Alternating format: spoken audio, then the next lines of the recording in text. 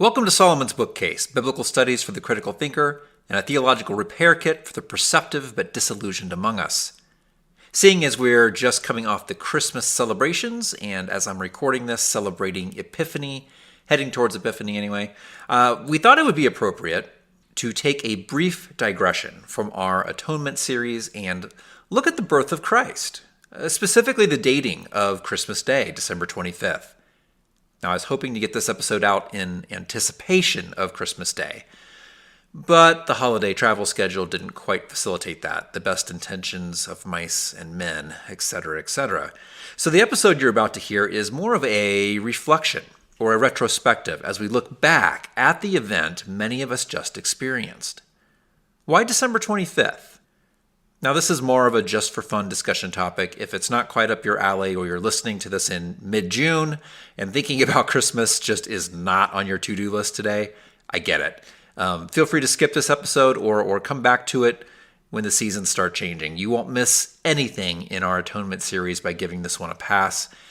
But for the rest of us, I hope you do stick around. Let's examine the dating of Christmas Day here on Solomon's Bookcase.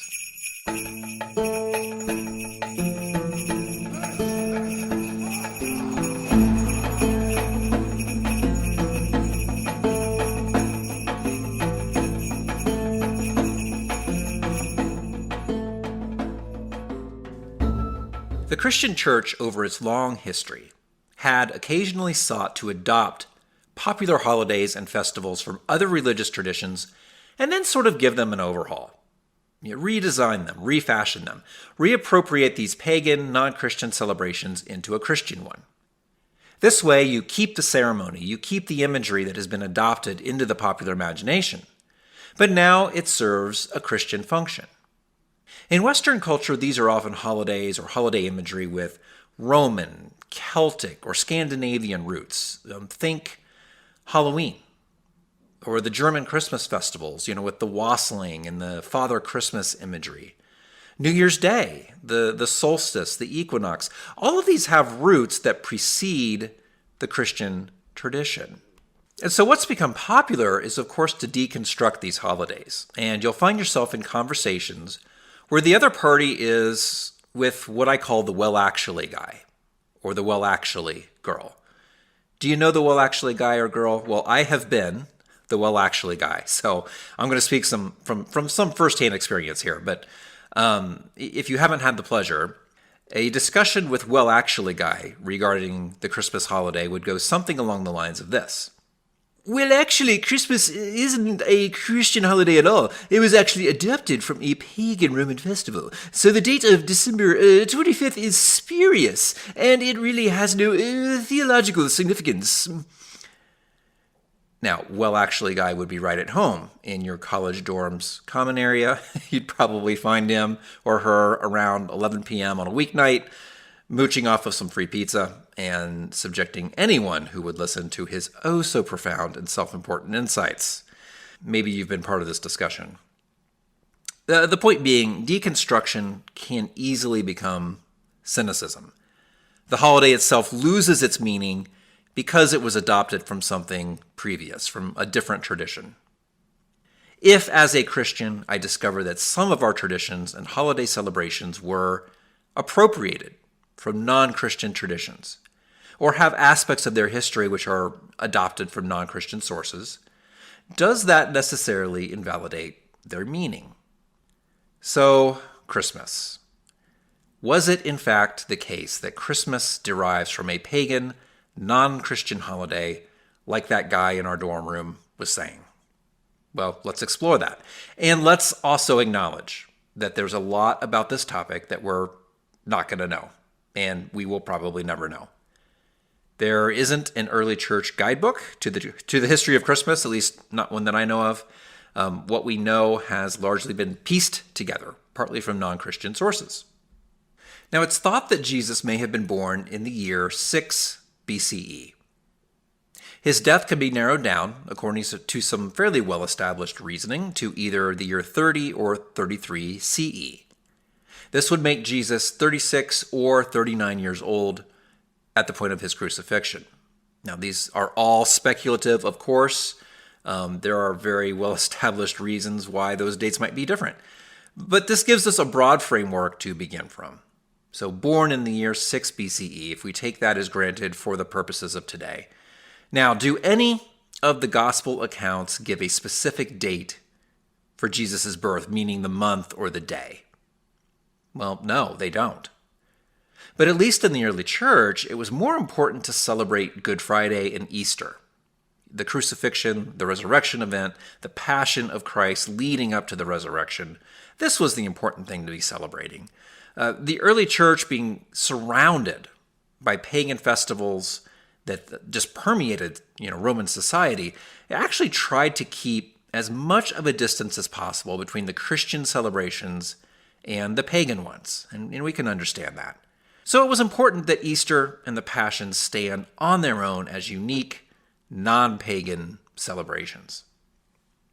Also, even celebrating a birthday itself was, for the early church, a little too closely tied to pagan concepts. So it's quite natural that they would not choose to emphasize the birth of Christ as an important religious holiday. You would have these Christian martyrs, the heroes of the faith, and this was real. This was very real to them at different points of the early church. And rather than commemorating the day of their birth, these martyrs, you would instead choose to commemorate the day of their martyrdom. Okay, so what changed?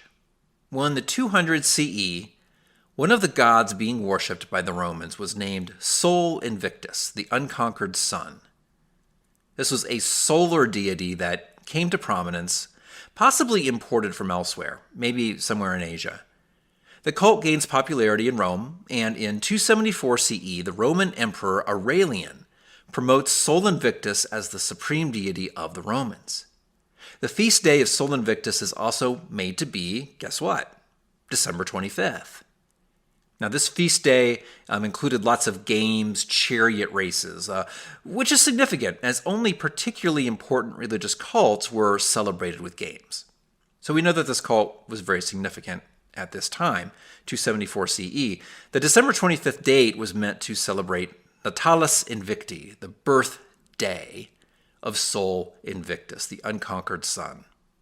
So one popular theory then, which is still prominent today, is that the early church, seeing the immense popularity of the Sol Invictus festival, reappropriates this festival to match Christian themes. So rather than celebrating the birthday of the invincible sun on December 25th, hey, instead let's celebrate the birthday of the Son of God, Jesus Christ. And there's some evidence to possibly support this claim, this theory.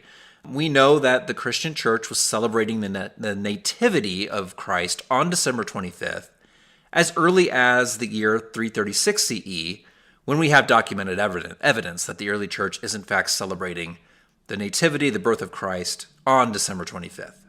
And we haven't even talked about Saturnalia yet. Saturnalia stretched from December 17th to the 23rd. So this festival, Saturnalia, which is in honor of the god Saturn, led right into the festival of Sol Invictus. And now these days of Saturnalia were meant to be a true holiday, meaning it's free from work and to be celebrated with gift giving. This might sound familiar to you. Children's toys were emphasized as particularly good gifts, and patrons or employers might even pass along a Saturnalia bonus to their employees. So there's definitely some overlap with our modern Christmas traditions. So the evidence is starting to accumulate that the early church just appropriated the Saturnalia festival, the Sol Invictus celebration, into what we now call Christmas. But this is exactly where we have to guard our cynicism, as there are a couple problems with this theory. One is, like we mentioned, the church wasn't especially keen on celebrating the birthdays of martyrs and saviors. So would they really be so quick to adopt a pagan birthday celebration for Jesus? Well, we could have some doubt there. Another issue that we have to contend with is that the Christian historian Sextus Julius Africanus, we all know his work, had already theorized on the date of Jesus' birth as December 25th. But he did this way back in 221 CE. So this is a good 50 years before the Emperor Aurelian even established the date of the Sol Invictus festival. So we have to ask, how can the early church be ripping off a December 25th pagan festival if that festival hasn't even been invented yet? So we have to reckon with that there seems to be evidence from the early church that December 25th was a date for Christmas before the Sol Invictus festival was invented. Our evidence for Saturnalia, meanwhile, is pieced together from a multitude of sources. And it also involves a lot of traditions that we don't observe. So there isn't a clean one-to-one correlation between the festival of Saturnalia and our modern-day concepts of Christmas. There are these role reversals that would happen during Saturnalia where the masters and the slaves would come together and the slaves would become the masters for a day. And this was, to the Roman sensibilities, this was all great fun where, oh, look, the slaves are sitting in my royal throne and, oh, the slaves are ordering me around, asking me to clean up my own floor. Haha, isn't this funny? So this was a big part of Saturnalia, this role reversal for a day. Also, there was a reputation during Saturnalia of extreme debauchery, sexual, alcohol, and otherwise. Though I guess, that's not normally what we would think of as Christmas today, for most of us anyway. But we should also mention that Christmas was in fact banned by the Puritans much later in history. Christmas was banned by the Puritans for a time because it was viewed as a season of drunkenness. And there's probably truth to that. The Christmas that we have in our minds in the Western world, that we celebrate in many parts of the world, owes a great deal to the revival of Christmas in the 1800s by people like Charles Dickens. So the Puritans weren't actually super keen on Christmas either.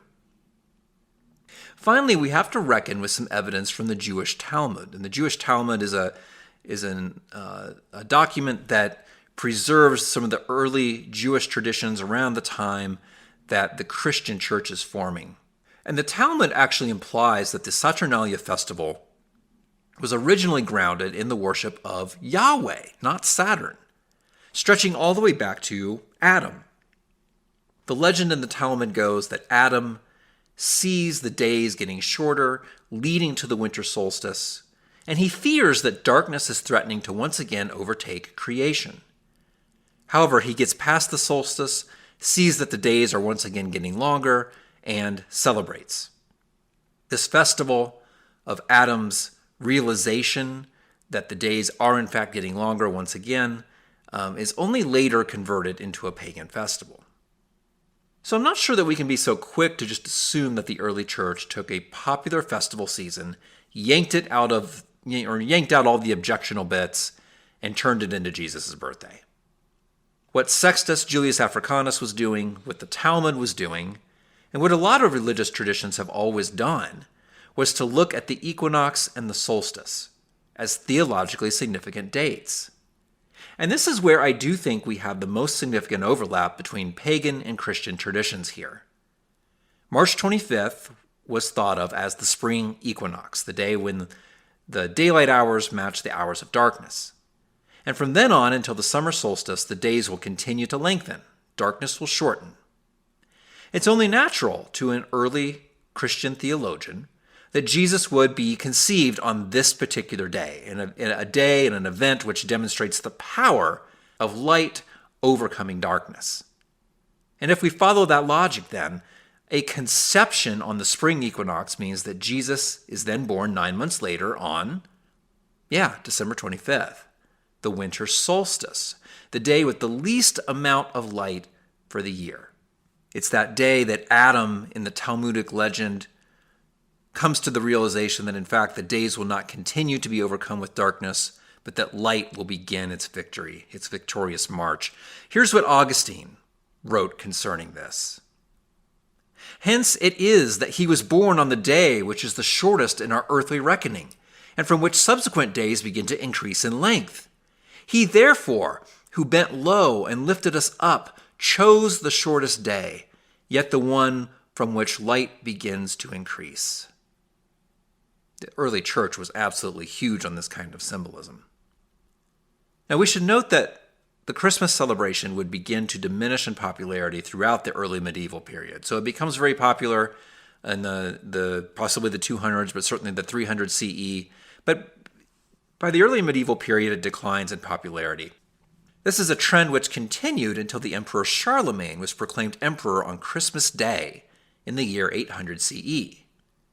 We could then talk of the Germanic, Anglo-Saxon, Celtic influences that begin to be incorporated into our modern Christmas traditions: the spiced wine, Yule log, mistletoe, the Christmas tree, and on and on.